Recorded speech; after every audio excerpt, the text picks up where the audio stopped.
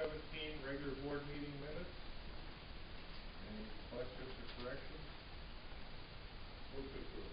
I'll second that. All in favor, say aye. Aye. Approved. Any agenda changes? Hearing none, we'll move on to license and submit. We have operator licenses, number 67 through 78, and 79, 80. All the operator licenses except for the frequency.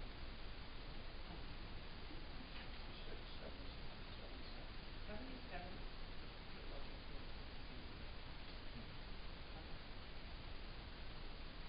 I'll make a motion. All in favor, say aye. Opposed? Approved. Temporary Class B Wait a retail. minute, we have the three country licenses. Okay, it's the three companies. Is there a motion on the three companies? Do I need to say the numbers? I'll make a motion to approve. 76, 77, and 66. Okay. All in favor, say aye. Aye. Abstain. Okay. Now they're all set. All approved, set. So 77 should be 79, and 85 should be 88. 77 is actually a repeat, so that one's not going to be in there. Meaning that, and so it's 78, so you just do 79 for the top two, and the right column on cross off, and then the numbers going to the posted. Temporary Class B retailers licenses, number 3 for Hortonville Lions Club, number 4, 5, 6, and 7 for Hortonville Legion Baseball. I'll make a motion to approve. All in favor, say aye. Aye. Approved. And then the combination Class B fermented malt beverage and liquor license for Heroes Fire Military Police and for the agent doing business as Heroes Fire Military Police at 224 West Main Street, requesting premises of the upstairs, basement, and east side alley. The east side alley was new to the premises this year, so the village board needs to take it into consideration for approval. I do have information on that one, that east side is split as far as ownership between the two businesses on either side. So there is a portion of it, a smaller portion of it, that belongs to the Abbott building, and a portion of it, a larger portion that belongs to the building that Heroes is renting. I would also note it's not enforced. We've never approved outside premises fenced in, or we have that, some plans or whatever, so I would not make it. If it's fenced in, then it's okay, or? Well, you're not going to be able to fence in that small, so it doesn't work like that. As an example, Horton came to us years ago, wanted something outside, so no, you have to have fencing there. You can't control people once they're outside. It's a slippery slope, not just in the area of that. You're going to be one person when you get out on the sidewalk, and then plus we have other operators that are all going to want license the immediate area next to the place because it's nicer outside. And lastly, there's nothing wrong with going outside. It's just how you have to get outside.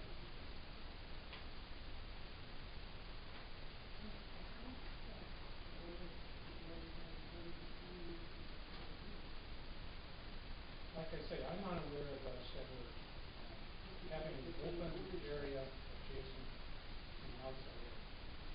That's all I As I say, the 4 feet, they didn't close the area when they went at that point. And they approved it. Right. Now, fencing just doesn't work here. So you're going to put an upstairs and basement and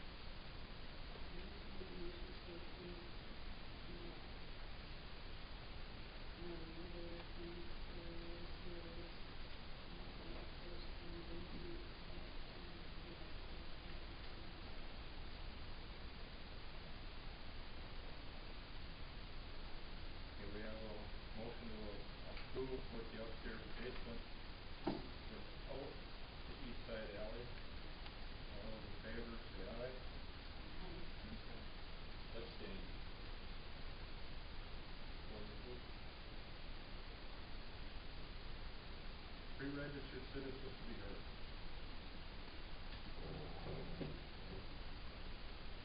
No one. Committee reports, Public Safety Committee. We had 2 meetings, June 20th and June 28th. The results are in your packet. The only thing I will say is, thanks to my friend Citizens who invited me, we decided to put off any discussions on staffing and services for the police department until the new chief is settled in. So, thank you, Wayne. That's it. I'm finished. Okay, unfinished business from previous meetings, we have none. New business, request for exemption to 23.03, keeping the pets in the village to allow for fostering dogs. Samuel and Heather Van Michel, 244 Lakeview Avenue. We have a letter in the packet. I did check, they do have their other 2 dogs licensed. And Brian, you had checked on the 1216. Yeah, Officer Kaczynski went over there today, there's no issues or concerns. The only question that I had for Lynn is it sounds like this may be fostering more in the future, so I don't know how we wanna handle that. That's how you do it. Because in here, though, this, that they be fostering one at a time. That's something that we keep in mind. What else to speak? You probably can know what I'm saying anyway. It just seems to me that this is a different situation than we had before. We've had emergency situations, owners not being able to take care of smooth deaths, where then somebody has to take care of the dog. This is completely voluntary. Now, it's a very honorable wish to help out the humane situation, but it's voluntary nonetheless. How in the world can we go forward to grant this one? Anybody that wants, then we might as well just get rid of the ordinance. But if that's your option, you don't want to limit on animals fine. It strikes me that if you open it up on limited number of animals, that should take place in the world setting, not in the urban setting. Yes. We can also, we can protect that too, because of the dogs.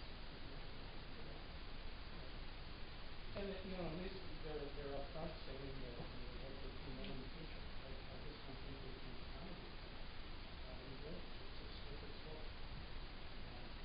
That's all I have to say. I might want to add some comment to that. Jane requested that she be allowed to foster a dog, and it was approved. So that makes 3 at the current level in our possession. With the idea that if one should be, if that one is adopted out, it goes away. If one of the other ones passes away, then we're down to 2. At one point, Bill, we ever had 3, 2 in our possession that we own, and 1 that we are fostering. So has the precedence been set? Will this become an issue if they know that somebody else in the village is fostering? Would it be wise to maybe set a limit on the number of fostering dogs at any one time? It's no different than if I own 2, which is currently limited without prior board approval to obtain a 3rd. So maybe this is an issue where we set a limit as to the number of fostering dogs at one time. They do ask for just 1. What? They do ask for just 1 dog. Yeah, I just asked for 1, but then my understanding reading is then after that one, if they're done, then opening up a. Right. So this is professional thing. As well as training dogs. It's a lot more than something. Yes.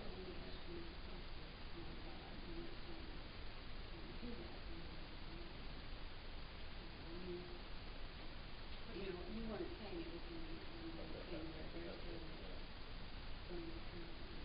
I will say this And we though. do, I'm sorry, but we do No. sunset, like you said. Every time we granted this, we said, no, we get to that kind of number, and we're good. Right. this is open-ended. This is where we were going a couple months ago, when we were talking about changing it one, from 2 to 3 to begin with, and now here it's up again. So we're changing possibly into 1, having 1, and it's gonna come up with 6 months in, and restriction 2.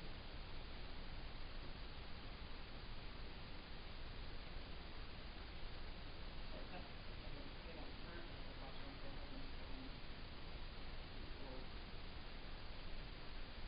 You know, this is a noble effort and it takes a lot of work. yeah, it is. We have to have a big heart to do this. You know, once we get them out of the mills, they're fresh out of the mills. We picked this one up on Easter Sunday. She had just gotten out on the Saturday before, the day before. And we think we have somebody that's interested in adopting it, but I don't know. Could this particular request be at 1, and then in that one instance for home, and then we, again, doing the work? So take it case by case. Case by case, you know, But that would at least be consistent. it would be consistent. Right. Peter's got a point. You have a dog? No, I usually, they're good for fun. I go by it every weekend. I love animals, but if I, you know, it's a choice I think, that's the way to do it. You live with them and you live the world. You know- Just, you know, every, You're completely against this? Or are you open to fostering one at a time, Well- conditionally? I don't think it's consistent, I don't think they're doing anything, they want training, they want, you know, they want to do a lot for the new society. And that's admirable, there's no, but it can't be all things to everybody. It's a, when you start setting precedent for the burden, it's all out. And once you set the ordinances that you're on, I guarantee that people will come in and ask you to quit. Yeah, but it would still have to be approved, Bob. It would have to. I know, but it's just, it's an ongoing thing, and you have to decide, and what character is the village. It's a noble thing, and these people probably take care of their own, but if you grant one, then you can't deny to the person coming along and do the same thing, and the one that doesn't take care of it. You know, when you foster a dog, you're offered the opportunity to adopt it. So, you know, if you foster a dog for 2 or 3 months and you like it, you can adopt it. So then it becomes your dog. So what's the difference between fostering a dog for 2 or 3 months, going to a pet store and buying one, and returning it after 2 or 3 months? I mean, it's still, obviously, it's not your dog. Then if you go to a pet store to purchase it, that's your dog. Foster dogs have to be At the end of the year. And they have to be licensed within the state of Wisconsin for sure, so if they show that they're licensed in the community for the year, they have to go. even if you're just temporarily there, you still get licensed. They have to be licensed if they're over a certain age. Yeah, I think it's true that they're all the time. You know, Bob, I just don't want it to come back to this board because one of the trustees on this board is also a foster parent right now for dogs. So, and if that was approved a meeting or 2 ago, I wasn't at the meeting.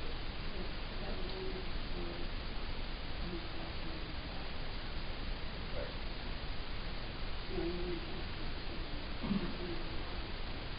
Or I mean, next board. Right. my sister requested that.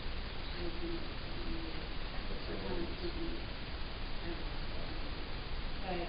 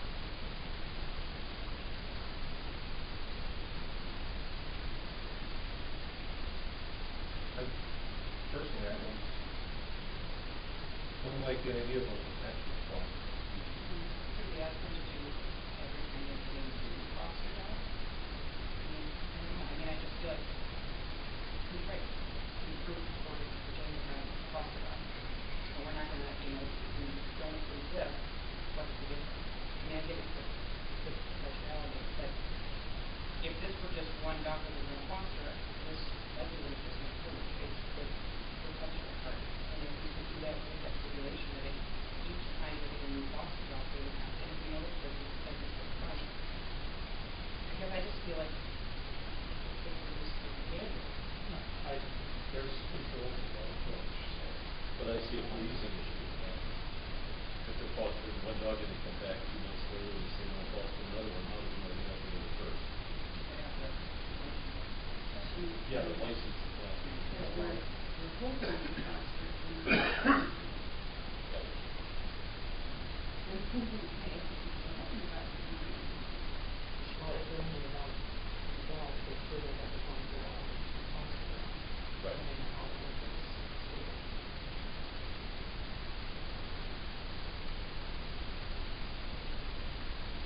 And I think if we can change the zoning, because it's this what the issue, and maybe put something in there with the ordinance about foster dogs. That's something that was on the, list of things to do with public safety committee, because public safety is responsible for the animal ordinance. Okay. I know that was on the list of things to do. Well, they currently aren't fostering anything. This is a request for us to consider. So what if we tabled it and put it off to public safety? Well, that was my next question. Tuesdays, we had it scheduled Tuesday at 6:00. I think your committee will, no, I had it down for public safety at 6 p.m. That's what we talked about. But now I think the committee of the whole is really takes precedence over public safety. So we'll call it a public safety committee meeting. Am I correct? Is it? Oh, It was decided to make the public safety into a committee. Yeah. Correct. So we'll call a public safety committee meeting and we'll address this issue. Yeah, because that one is the joint with the PFC, so I don't think we want to bring this to the meeting. Okay. I think that's good. Okay. Table.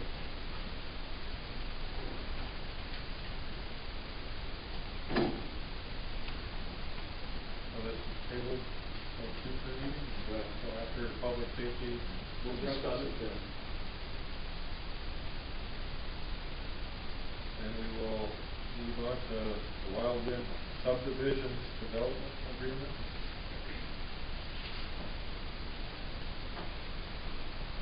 To be you, Bob? Yep. Both B and C here will be tabled. We fully expect that this will be on July 20th. I think I explained last month, one of the things that we've done, transferring the property, a number of things involved,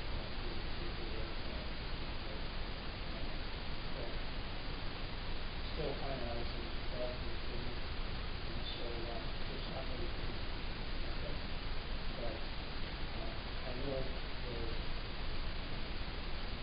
close to completing that before it's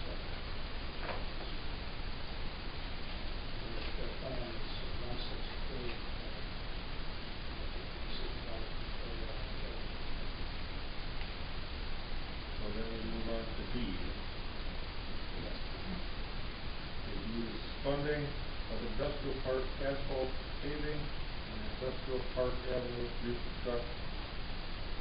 We are looking at the awarding contract later tonight, as well as other questions.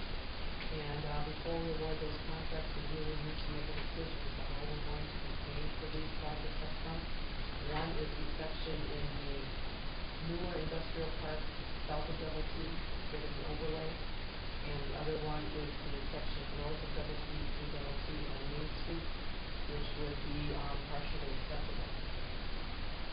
And we need to figure out if we're going to borrow into these projects up front.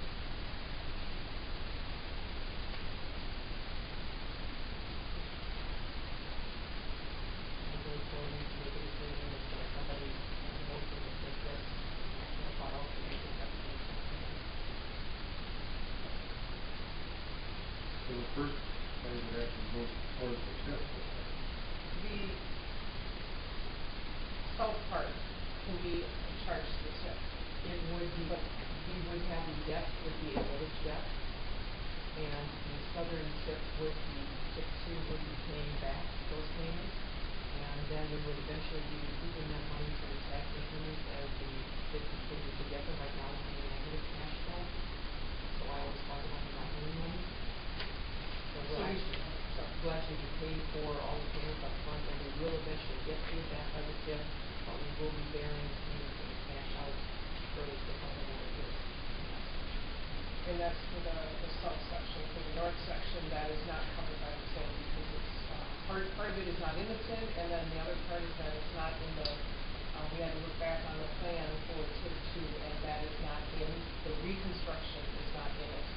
So it would not be chargeable to TID for the south northern part. That would be totally accessible, and we do have assessment figures on that one at a couple of different options. If it's back to decide on funding, how we want to file on this or not. That's the board feeling.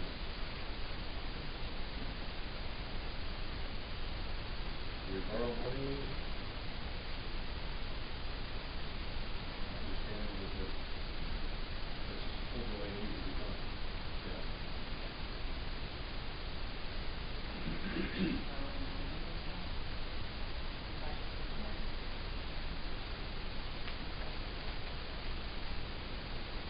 But the south has to be, north is in the city. North could be totally accessible except for a portion of approximately $9,640 that would be the village's responsibility. The rest of it could be totally accessible. We have those figures for what each of the parcels on the north side would be paying for that. And there are other options that those want to consider giving up a larger portion in that project and decreasing the assessments for businesses. But that would also have to go through the public hearing. Right, but we have to be willing to borrow the money upfront in order to offer the assessment option.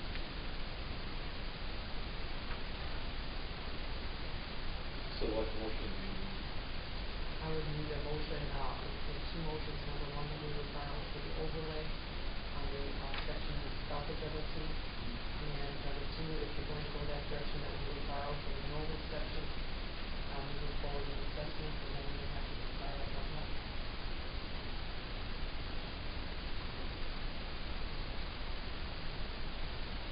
Well, I'll make the motion on, borrowing for the southern portion.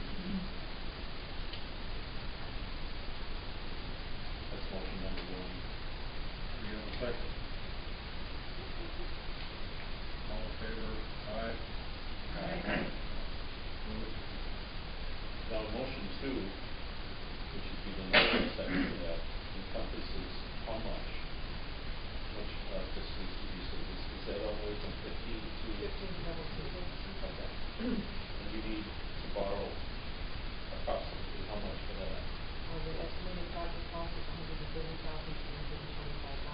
But a part of that is If we do a full assessment to the properties, a little over $120,000 would be assessable. Did we establish the timeline or the date or nothing? No, we did not establish the amount for assessment. That would be done when we do preliminary resolutions and things for that. That would have an effect. People would want to see what the result of the assessment on the properties are. But we talked about a time frame of up to 5 years. We've done various numbers of years based on the amounts that are revenue in the property. Okay, but that will be established later.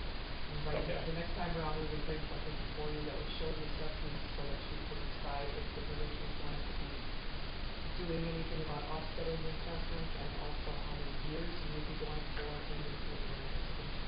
I'll make the motion to borrow money. Make the motion. Go ahead. Are you gonna assess all the businesses in industrial park or just the northern part, north of 13? The ones that have frontage on the project. On both But just sides. north. Just the north side.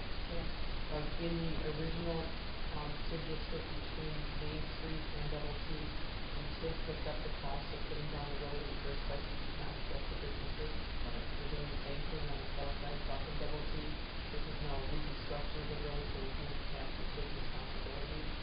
Now we're talking about assessing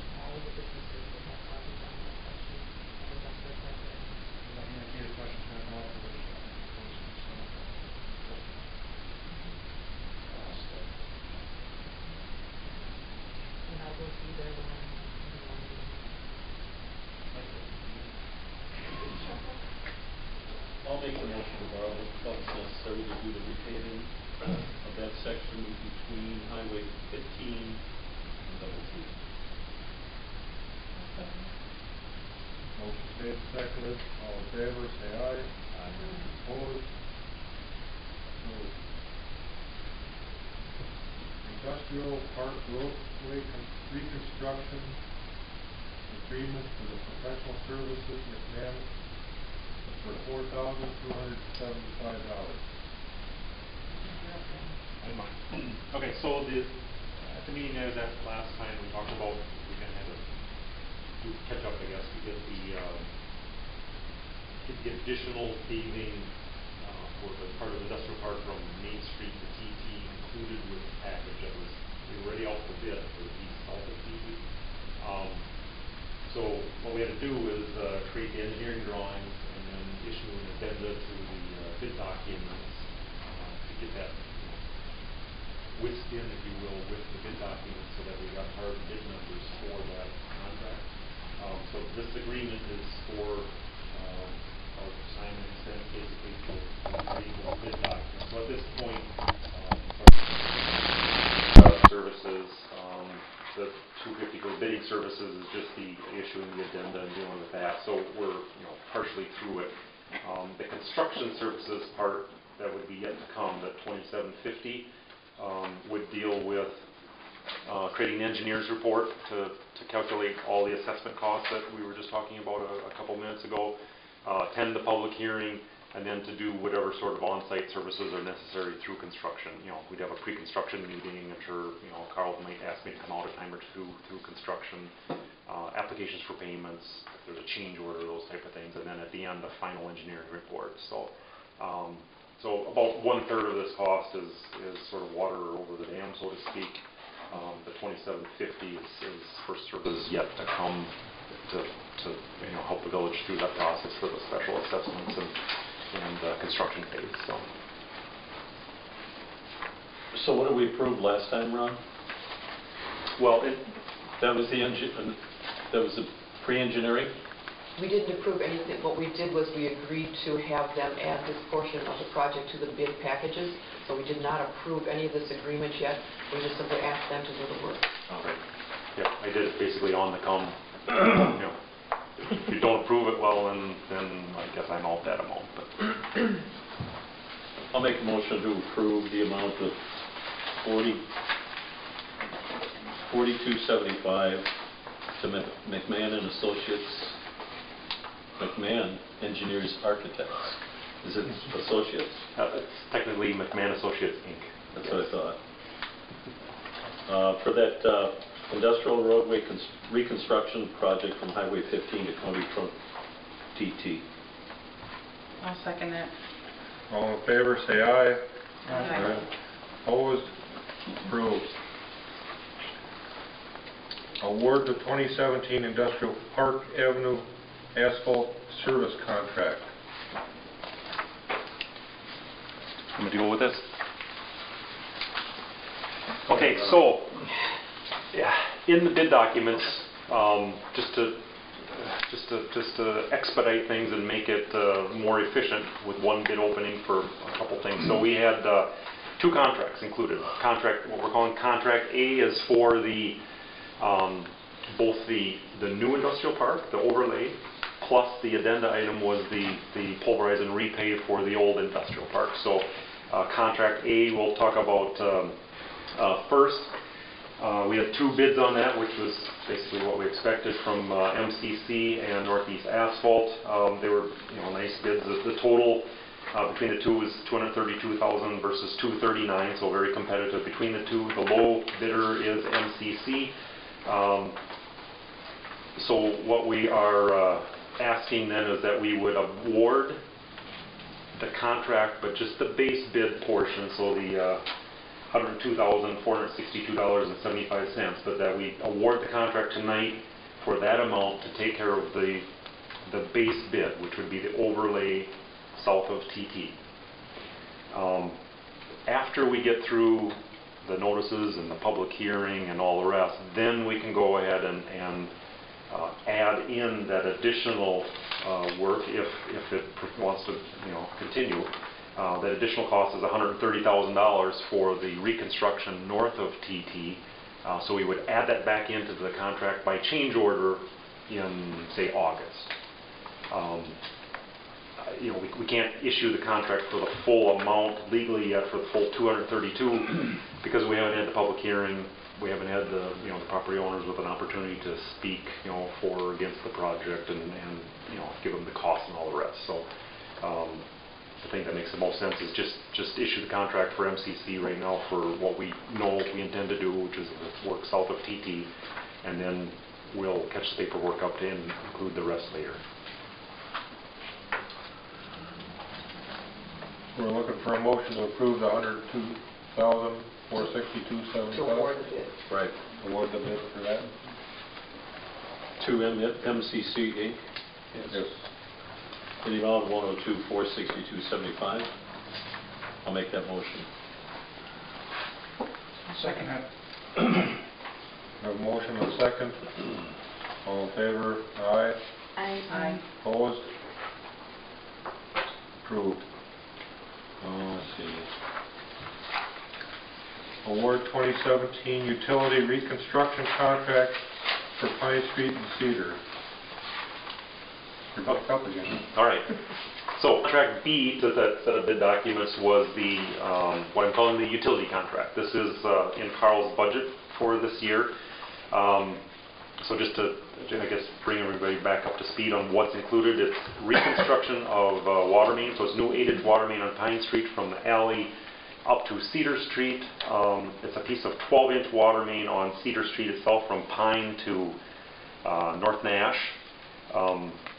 That's a piece that we need. Eventually we need to replace a piece of 12 all the way up to the tank. That's been on the list of things, the wish list to strengthen our water system for probably 20 years now. So it's a 250 feet of 12-inch water main on Cedar, and then reconstruction of the sanitary sewer on Cedar from the intersection by the wastewater plant to just beyond where the driveway, I guess, is for the elevated tank. So remember, there's like 500 feet or so of sanitary sewer that Carl's been having issues with over the years. He's had a lot of breaks and done some emergency repairs up there with manholes and things. So so that piece is reconstruction of the sanitary sewer, including new laterals to the property line, and then we're going to pulverize and repave that street. The street, our feeling is that by the time we get done with the utility work, it's in bad enough shape now, it's only going to be worse. So that street will be basically an entire new surface then in the area of our project. So it does include a pretty nice improvement to the street surface itself. So the total, I guess back to the bids, we had 7 contractors bid the project, ranging in price from phone numbers $165,000 up to $233,000. The low bidder is Immel Construction in Greenville. Our recommendation is that you award this contract to Immel, the low bidder, for $165,773.75. Ron, what did we do on Pine Street last year? You mean what was the project? Yeah.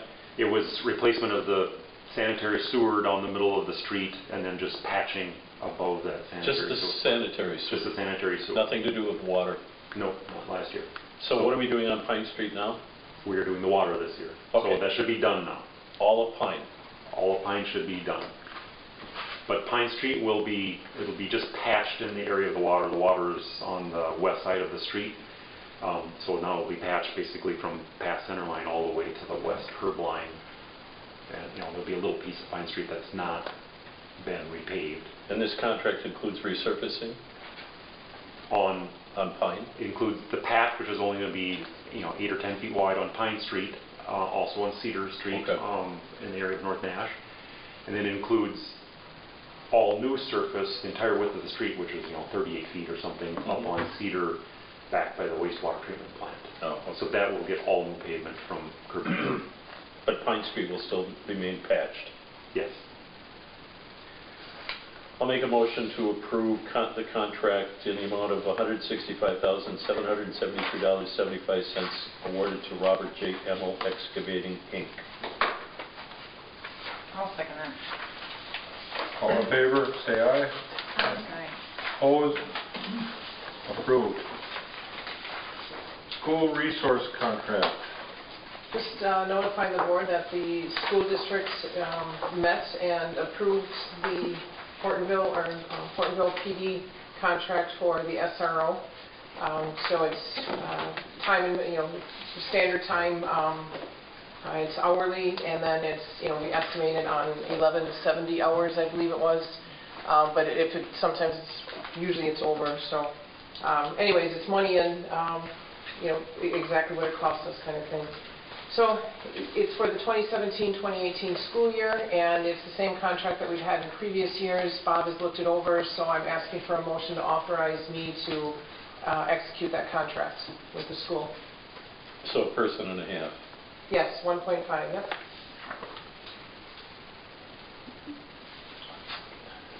I'll make a motion to approve the 2017-2018 school resource contract between the Hortonville PD and the Hortonville Area School District. Do we have a second? I will.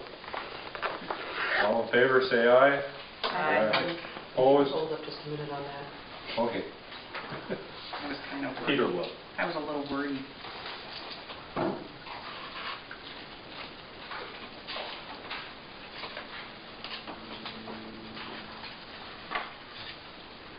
Okay. We'll move on to purchase of Keppel Farm remnant from WISDOT. This is the site that we are going to be buying from WISDOT. That's the old, what's the name of the farm? Keppel. Oh, Keppel, that's why I said Keppel, yeah. This is the one that, if you recall, we're going back and forth in negotiations and appraisals and so forth. So the final price on it is the $40,000. So this is to finalize the village purchasing that for future use for not yard waste site, compost site. Mm-hmm. What kind of motion do you need? Just a motion to approve this purchase? Right. Right. I'll make a motion to approve the purchase of the former Keppel Farm. Is there any? In the amount of $40,000.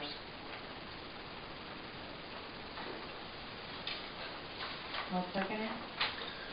All in favor, say aye. Aye. Opposed? Approved. Hiring of police chief.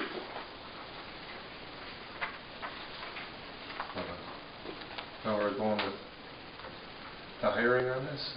I put this on because at the Public Safety Committee, the committee had said to move forward with the hiring of the police chief, but it had to go to the village board for approval. To put the ad online and that sort of thing, and So we have that discussion coming up, committee of the whole on Tuesday. Right, the process the discussion is coming up, but before we entered into that process, rather than it being just at public safety, we needed to bring it to the full board to authorize starting that process. Bob, what do the state statutes say on hiring a police chief or having the necessity to have a police chief on staff? At what level of number of residents? Is there a... No, it doesn't. If you have a police department, the state statutes require that you have a police chief. A police chief? Period. Okay. So you can't have a department Without chief. Got it. That's bottom line. And then the other question was, you were leading into something else, Peter. That's your own question. Oh, a number of residents, but you've answered the question. If you have a police department, you have to have a police chief. Yeah, there's no way around it. Okay. what's the process for hiring? Oh, that's what you were Maybe leading that's to. what you were alluding to. Yeah, the state statute says that the PFC does the hiring and firing. Okay. Obviously, as a board, you're concerned not just with budget, but other aspects of the hire as well. So that's why I think a blended approach will work. But technically, the legal power to hire and fire is the PFC. So we'll get into those discussions on Tuesday. Yeah. With the PFC. Right. But again, that comes back here for approval. So if they quote, hire somebody or select somebody that they think would be a candidate, that necessarily comes back to you guys because, there's a monetary aspect and maybe some other aspects that relate to personnel decisions versus the simple hire. So I'll make a motion that this board work in conjunction with the PFC in the process of hiring a new chief of police for the Hortonville Police Department. Second it. All those in favor, say aye. Aye. Opposed? Approved. Outsourcing of police department services. I asked to have this on there just because we had some board members that weren't at public safety and give them an opportunity if they have any questions or comments, and then to have the full board approve what the public safety approved of staying with our department rather than going with the county. Questions? Yeah. It's just you and I. So, if nobody has any comments or questions, have a motion from the full board to approve staying with our police department. So move. No, we already made it. Yeah, we already did. Well, I'd like to have the full board approve Yeah, it. yeah. I made the motion. I'll second it. All in favor, say aye. Aye. Opposed? Okay. Was that everybody saying Yes, aye? yes. Yes. Yes. How many voices I couldn't tell. Assessment of value of Hortonville-Hortonia Fire District at the request of the town of Hortonia. I included a letter that I received from the chair of the town of Hortonia requesting that we initiate a assessment of all property owned by the Hortonville-Hortonia Fire District. And I talked to Bob some on this. This is going to be a monetary, obviously an expense because we're going to have somebody hired to assess it. And I guess our thought was that we would talk to Hortonia to find out how we jointly share in the cost of that since it's at their request. Yes. And we don't have an idea of what cost, this entails at this point. This has just come up, the letter came. Right. This is obviously, the only reason for an assessment is that they're considering the split or dissolution. And I think that's one reason why it should go to committee. There should be some discussion as to why this is happening, seems to me.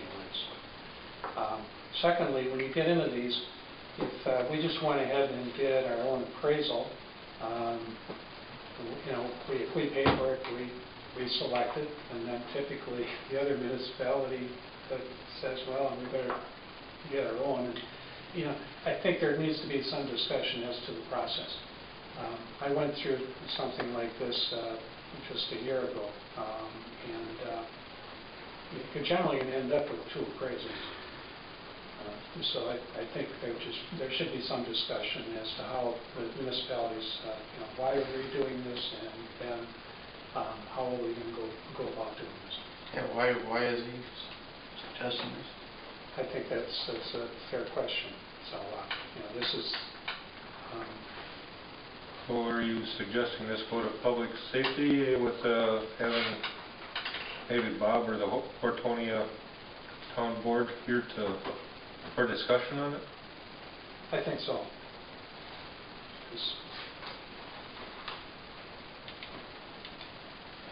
Oh. Another agenda item? You guys are loading me up. Sorry, Peter. It's all right.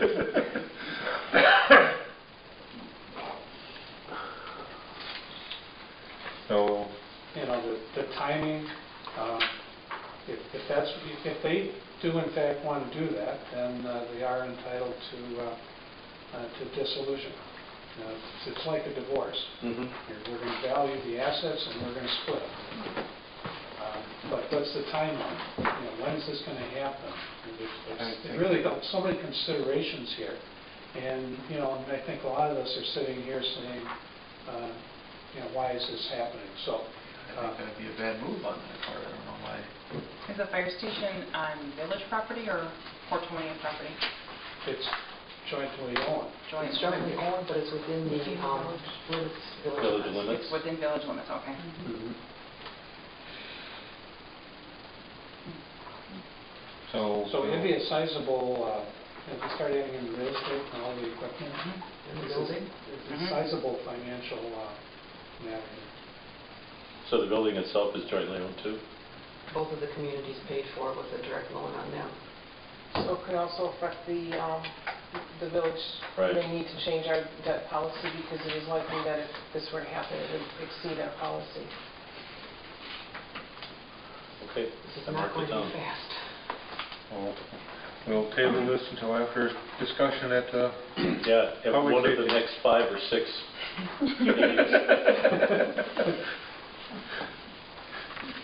And we'll move on to offer to purchase Lot 3 Retail Park by Brook Litwin Properties LLC. We've talked about this quite a few times, and now we're in the absolute final one. So we've got a signed offer to purchase for that lot between Gilbert's and Wolf River Community Bank. As outlined previously, it's, I believe the purchase price is $2,200, and then a development agreement that is also on here too. So I know it's a low price, but that's because of the assessed value that is anticipated to come in. So we've got the final one, and we're ready to sign. So I'm looking for a motion to proceed with that. And you recommend this? Yes, I do. I worked with Diane over time on this, and A year and 3 months. yeah, so I've reviewed the offer. It looks satisfactory. There's no contingencies, and it does incorporate the development agreement into it, which covers, Diane and I believe covers all of the necessary elements. I know the property purchase value is really low, but I think the long term is the implication of tax revenues. Yes. Yes. Because I think the assessed value is over $1 million. Right, it's one, and that's within the development agreement, is that it has to be at minimum $1 million. Or 1.1. 1.1 million. Right. And I know that the thought on their part, this is phase 1. And at that point, Peter, that TIF is viable. Right. Okay. Did anything ever come out of, like, with the sign? Wasn't there some discussion about the sign, the slots on the sign? We've come to some agreements on the sign. There are some development incentives here, and that's where we are kind of giving and taking on that. There's not going to be a requirement for them to purchase for space on the sign. However, it will be available for their use. And based on the covenants, they are able to put in a separate sign if that's what they choose. But we aren't charging them for the use of the sign in lieu of one of the incentive payments they were requesting. Yes, I'll make a motion to allow Diane to proceed with the offer to purchase for Lot 3 of the retail park with Brooks Litwin Properties. I'll second it. All in favor, say aye. Aye. Opposed? Approved. Brooks Litwin Properties LLC Developers Agreement for Lot 3 in Retail Park. So, and this is the one this is what kind of took the bulk of the time as we were moving forward in this process. So it is 1.1 million is what we've agreed upon. And the things that we are hammering out, one of the things is what I mentioned to you, is that in lieu of one of the incentive payments, we are not charging them for the use of the sign. There is an incentive payment. The other things that we were working on was the timing for when, and the fees if they did not get the development completed in an appropriate time. And we came to all agreement on that, and I did bring that forward at the last, in a closed session, the last one where we discussed this. Nothing has changed from the one that I presented to you the last time. So it's still 18 months. Yep, everything is still as it was in this last one. The only reason why it was held up is because they were establishing it as an LLC. Or is it 24? Is it? I think it's 24. Okay, yeah, I know it was, we have it in conjunction with what is on the, in the covenants, because initially it wasn't. I think it has to be commenced within 12 years.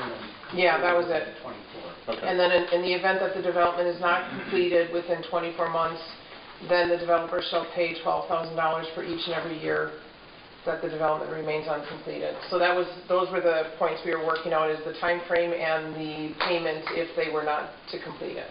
Now, that completion should be understood to be 100% Partially? Yes. Yes, Okay. And at least up to the Yeah, there's- 1/1. Okay. Yeah. yep. So again, I'm requesting a motion to execute the developer's agreement. I'll make a motion to execute the developer's agreement between Brooks Littman Properties for Lot 3 in the retail park, allowing Diane to proceed with that. I'll second. All in favor, say aye. Aye. Opposed? Approved. Personal property tax repeal update. I mentioned this to the group, Lynn and I were talking about this at the last meeting. There's an assembly bill that's moving through, it's still gaining momentum, they're looking at putting in the budget bill. Initially, I was going to write a letter and the board had authorized me, but frankly, I didn't get to it yet. But I did find some resolutions from other communities, so I thought that I'd draft one for the board to review and look at for the next meeting and approve it and send it to the state. It is opposing the personal property tax repeal. If memory serves me right, Lynn, this means $96,000 for the village. It's approximately that. So, and to either, the resolution, what most of them are doing is to either not pass this assembly bill and not have it part of it, but I don't think that's going to happen, or to have some way of offsetting it, because right now, while they are saying that it won't affect us or communities by having this happen, they haven't proposed any alternative on where we're going to recoup this money that we would lose otherwise. So I'll prepare, if that's what you're looking at, is I prepare a resolution similar to the other communities and present it at the next village board meeting. Good.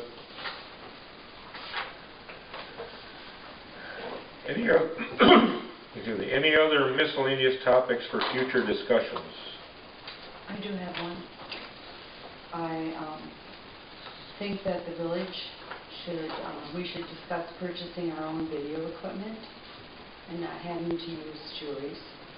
And then we should decide if we're taking all meetings or picking and choosing. Because if these are open to the public, then they should all be taped. And that was the previous motion. The problem has been the fact that we don't have our own equipment up until now, so we've had to depend on Julie being here to do things with it.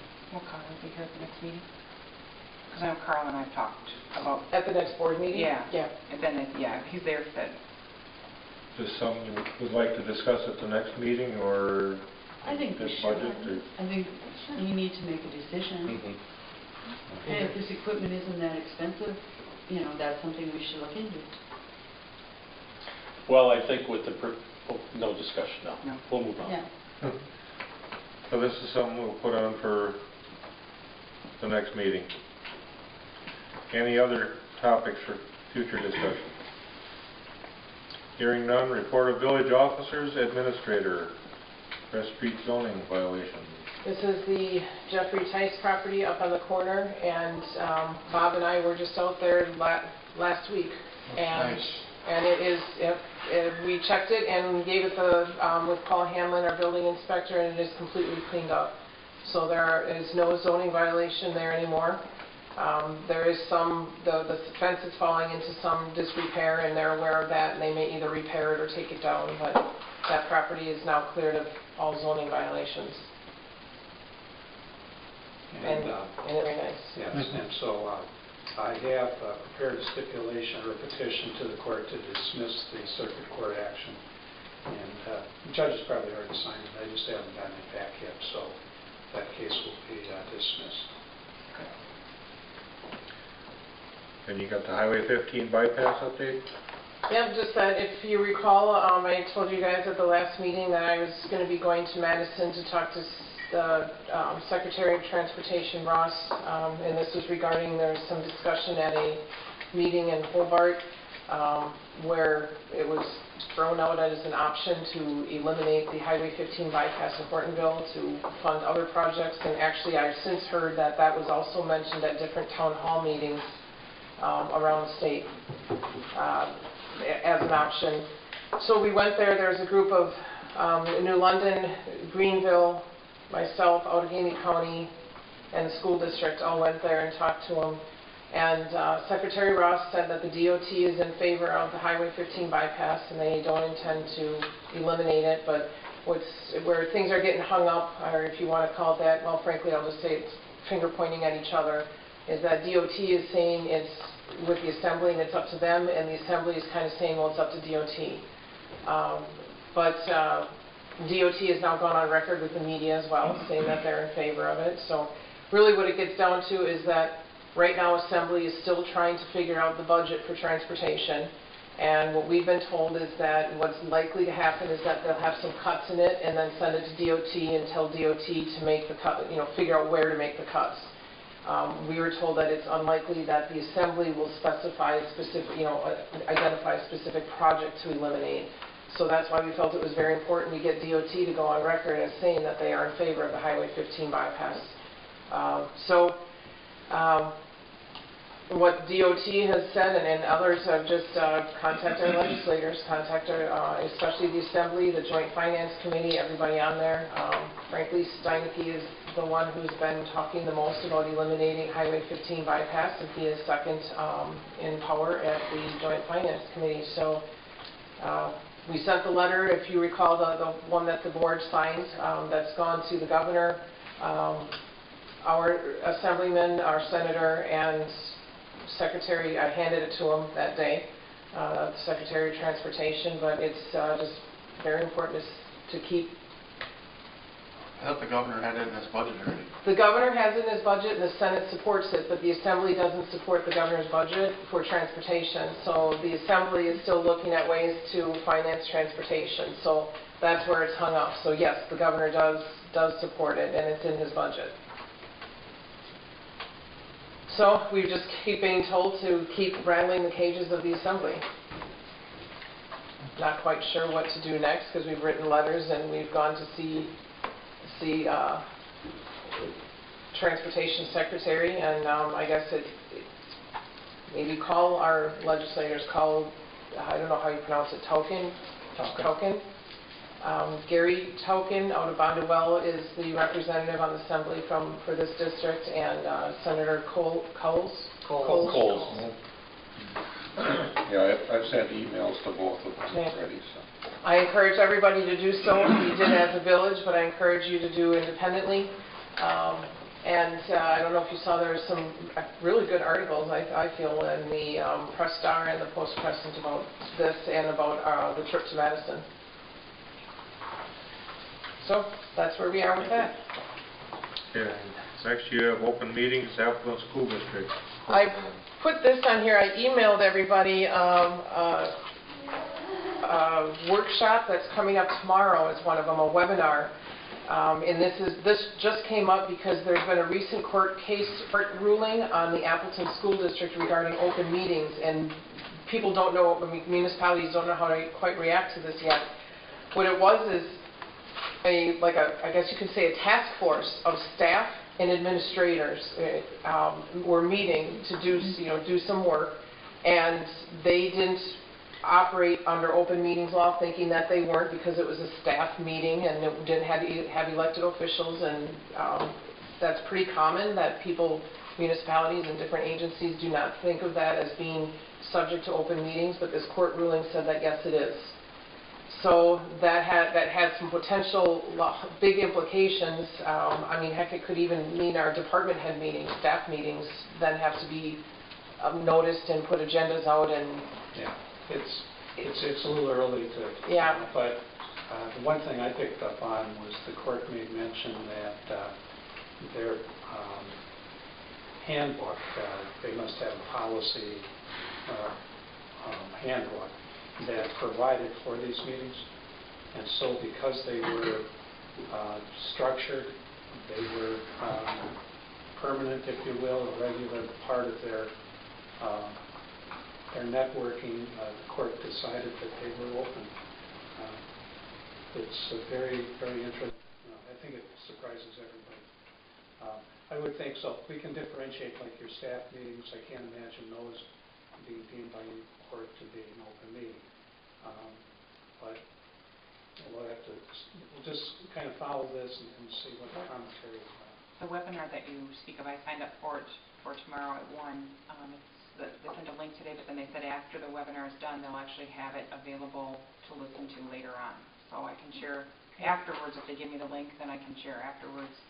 Yeah, and like Bob said, it's still very early. I just had gotten this information, so I thought I'd send it out to the group, and just so that you're aware of this as we move forward, that we don't know what the implications are, but it was quite shocking, I guess, to say the least, is that the reaching down to having that being open meetings, so. Well, especially when the court doesn't think that the open meeting law applies to its body. Huh, Yeah. good point.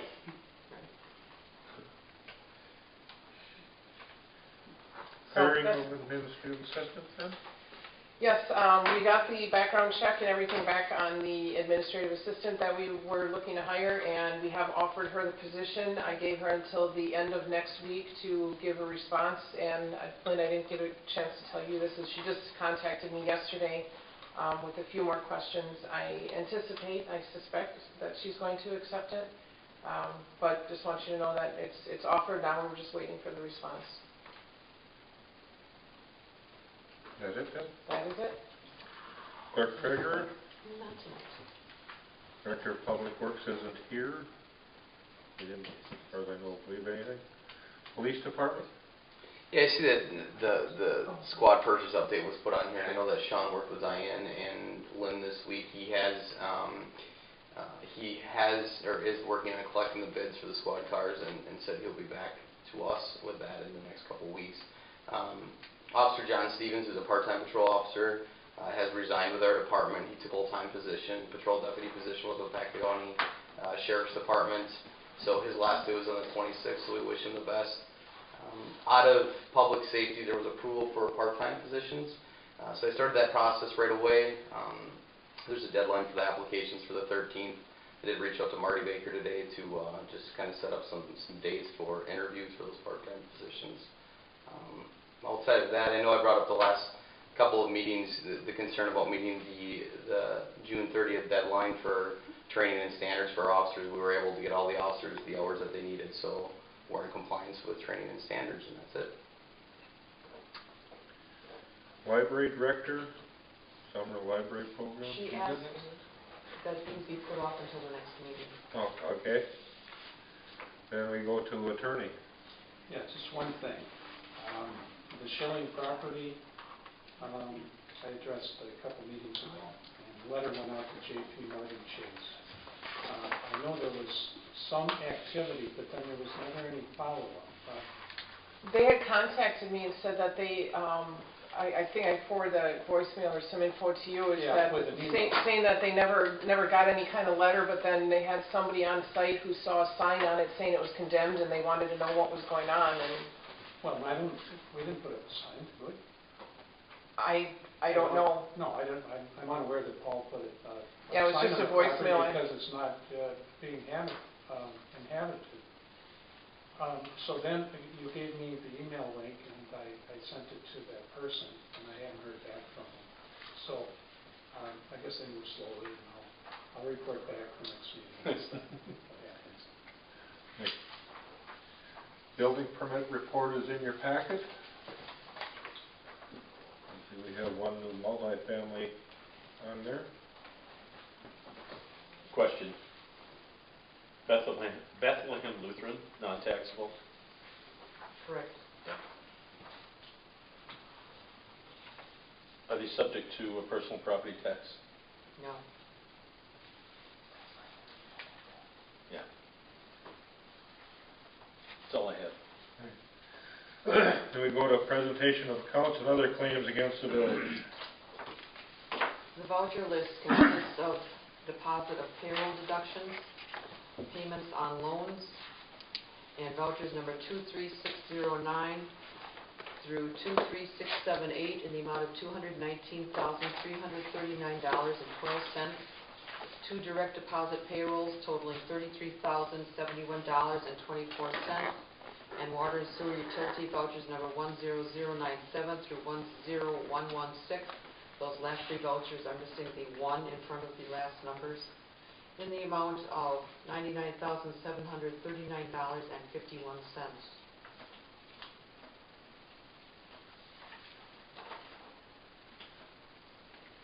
Any questions or comments? Not, need a motion to approve? Question. Voucher 23664, Von Briesen and Roper, SC, personnel matters, is that a lingering issue? That was actually after the resignation. That was due to the investigation and open records request, and I'm trying to remember, and the WERC complaint, closing that complaint. So, We hope it's done. okay, thank you. I'll make a motion to approve. I'll second it. Roll call. Aye. Aye. Aye. Aye. Aye. Aye. Approved.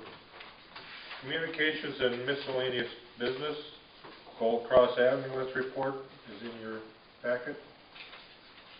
Any questions or comments on that? Hearing none, comments and suggestions from citizens present? Don't see any.